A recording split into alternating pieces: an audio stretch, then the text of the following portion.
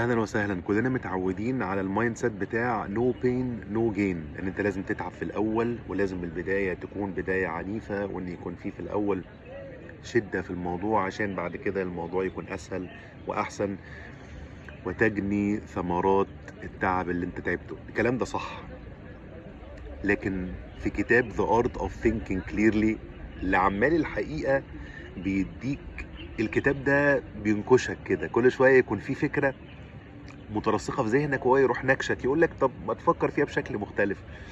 فهو في الخاطره دي بيتكلم في الموضوع بشكل مختلف، بيقول لك طيب يا سيدي، بس هو هل لازم الموضوع يكون كده؟ مش لازم. دي حاجه الاولى. الحاجه التانيه، ان لو انت لقيت ان في حاجه مش مظبوطه وانت حاسس ان هي مش مظبوطه، وحاسس ان انت ماشي في السكه الغلط، احترم الاحساس اللي انت حاسه ده. ما تقعدش تقول لنفسك لا لا لا، ما هو البدايه لازم تكون صعبه. صح، لكن تخيل مثلا فور اكزامبل، هو جايب اكزامبل لطيف قوي. سي اي او في شركه، والسيلز بتاعت الشركه بايظه، وبعدين ابتدى عايز بقى يغير في استراتيجي، وجاب كونسلتنت. فالكونسلتنت جه قال له بص يا باشا، احنا هنعصر على نفسنا ليمونه اول 3 سنين، وهنربط الحزام عشان اول 3 سنين السيلز هتنزل، وبعد كده السيلز هتطلع.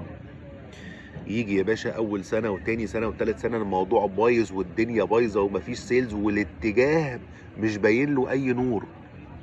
فيكلم الكونسلتنت يقول له يا باشا ايه الاخبار؟ يقول له انا قلت لك. فبيتكلم في فكره لطيفه قوي، بيقول لك يا باشا الكونسلتنت في الحاله دي هو في الحالتين كسبان. لو السيلز فضلت بايظه لمده 3 سنين يقول له انا قلت لك من الاول. طب لو السيلز ظبطت يقول له يا باشا النتائج اللي احنا عملناها طلعت. بس هو عاده ايه اللي بيحصل؟ عاده اللي بيحصل ان طبعا الاتجاه بيكون غلط، وبيكون في مؤشرات باينه جدا الاتجاه غلط، لكن احنا احنا بنعمل ايه؟ احنا بنحاول ان احنا ما نسمعهاش وما نشوفهاش، عشان عندنا امل في ان الموضوع يتحسن بعد كده، بس هو الاتجاه مش مظبوط. فيجي بعد 3 سنين القصه اللي هو جايبها ان ذا كومباني ذا سي او فايرز ذا كونسلتنت، بيرفد الكونسلتنت وبينهي التعاقد معاه، لان طبعا كان الاتجاه مش مظبوط. فاللي هو عايز يقوله في الخاطره دي ان بيكون صحيح ان البدايات عاده بتكون صعبه، وان انت بتحتاج تتحمل في البدايات، وبتحتاج ان انت الديسيجن اللي انت خدته ان انت تصبر لغايه لما الثمرات بتاعته تطلع. لكن دي النقطه اللي انا عايز اختم بيها الفيديو، بيكون في مؤشرات انت ماشي صح ولا لا.